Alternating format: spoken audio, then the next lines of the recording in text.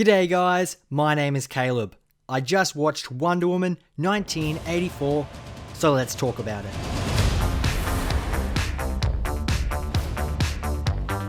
Despite Gal Gadot playing the character for 4 times already, this is only her second movie. The sequel to the 2017 film continues Diana's story many decades after World War I, when she was first introduced to the human world, and now she is in the infamous decade of the 80s. The film stars, of course, Gal Gadot, but alongside her is Kristen Wiig, Pedro Pascal, and somehow Chris Pine returns in mysterious fashion as Diana's long-lost love, Steve Trevor. Now, at the moment of making this video, most of the general public is yet to see this film, so I'm unaware of what the mass reaction and consensus will be. I am curious to see how people react to this movie, as I can't anticipate how people will feel. Regardless, all I can do in this video is tell you how I felt watching this movie. And unfortunately, it's not super positive. Now, before you freak out, I want to make it clear that this is by no means a terrible film. There were just certain elements that didn't work in my opinion, and consequently, it lessened my emotional involvement in the story. So, let's get started with what did work effectively. Patty Jenkins has definitely crafted a fun movie. There is lots of cool comic book imagery, and Wonder Woman herself looks badass whenever she's gliding across the screen. I feel the performances, for the most part, were good, with the exception of Pedro Pascal, who we'll talk about specifically later. The action scenes are entertaining, and I feel the story accomplishes its goal of taking its characters from one mental and physical state to another.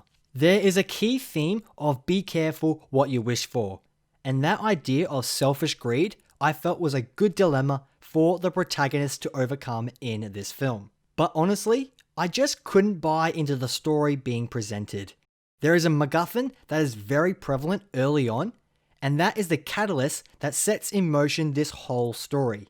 The idea and what it accomplished narratively I think is fine, but I personally didn't enjoy it. So much of this movie came across as cheesy, and I understand that this is a comic book movie and some people will definitely enjoy that element of it, but to me, I don't find it as entertaining because when the material doesn't take itself seriously, I find it difficult to emotionally engage in any serious way. Now, Pedro Pascal plays the main antagonist of the film, Maxwell Lloyd, and his performance was really interesting. The places he goes to mentally and physically I thought were really cool and engaging.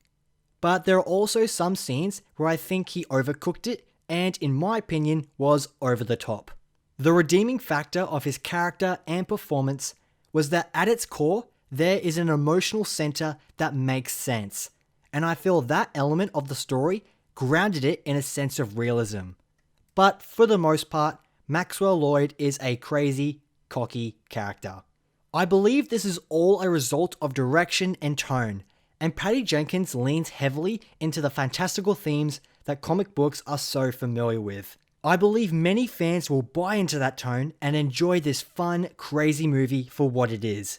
But I'm someone who enjoys stories that are a bit more grounded in realism. I reluctantly compare this to Aquaman, as that was a film that some people really enjoyed because it was so balls to the wall and crazy, and others didn't like it because it was so silly and over the top. This movie is nowhere near as silly or bombastic as Aquaman, but I feel similarly to how this film handled its tone. Overall, this is a fun superhero movie with a cool concept that is successfully accomplished for the big screen. What's most important is that Wonder Woman is a cool and inspiring hero that everyone can look up to, especially women. Gal Gadot does a great job translating this iconic character to the big screen. I think there are several missteps along the way, and I'm confident in saying that this is not as profound or enjoyable as the first movie.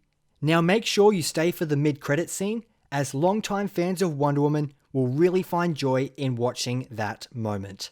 Those are all my spoiler-free thoughts on the film. I personally wouldn't recommend it, but there are definitely moments to enjoy in this film. Now, if you have seen the movie, stick around, as I'm going to address some spoiler moments that stood out to me. So, if you haven't watched this movie yet, this is your spoiler warning. Now, the first thing I want to address is the consistent story beat of men being inappropriate to women in this film. Now, I completely understand that there are some garbage men who do terrible things out there. But this film continually brought this story element back, and it almost felt like a recurring joke.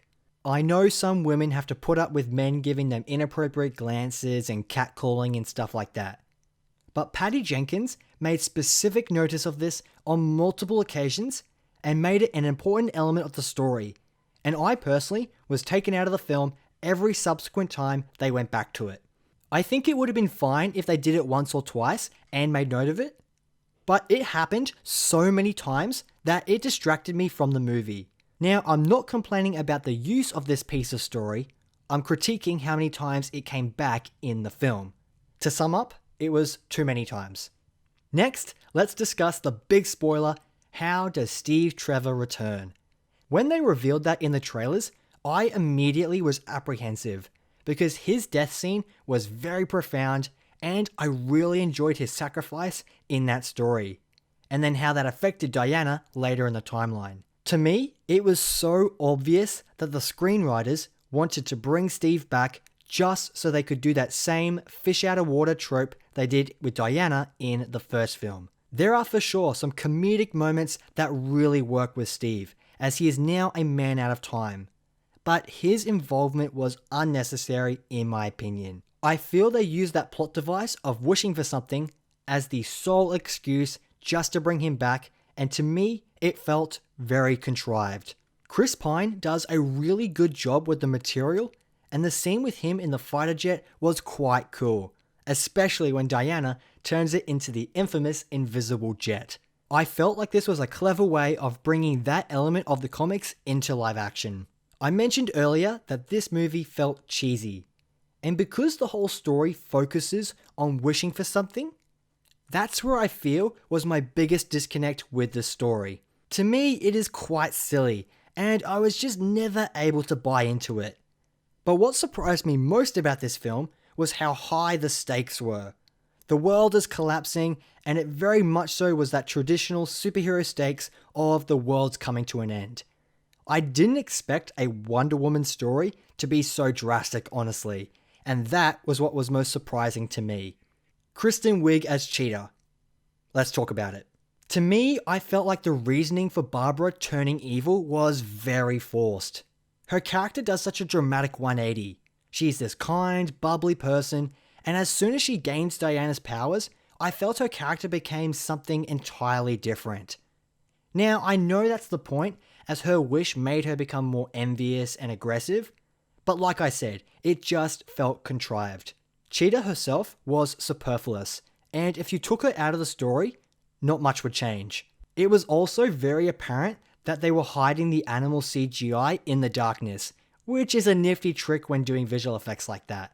But to be honest, most of the visual effects in this film were not that good, and I've come to the realization that translating DC characters into live action is very difficult because of the stylistic and supernatural, godly nature of these characters. The last thing I want to address is the mid-credit scene and the delightful reveal that Linda Carter, the original Wonder Woman from the 70s television show, was brought back to play Asteria. I haven't seen that show, but as soon as she was revealed, I knew who it was, and I think that was a really clever and fun way of bringing her back into the mythology. She obviously played an important role in the history of that character, and to tribute her in this film, I think was very nice, and I hope longtime fans of Wonder Woman really enjoyed this reveal. That is the conclusion of my Wonder Woman 1984 review. Personally, I think this movie is okay, but I wouldn't be surprised if some people love it and some people don't. It's definitely a fun superhero movie, despite its flaws. I'm disappointed I wasn't able to enjoy it for what it was, but for those who did, I'm glad you had a great time, whether it was watching it in a cinema or streaming it at home. If you enjoyed this video, please hit that like button, make sure you're subscribed to the channel and have that notification button turned on, and stay tuned for more content coming to the channel. Thanks so much for watching, and I'll catch you in another video.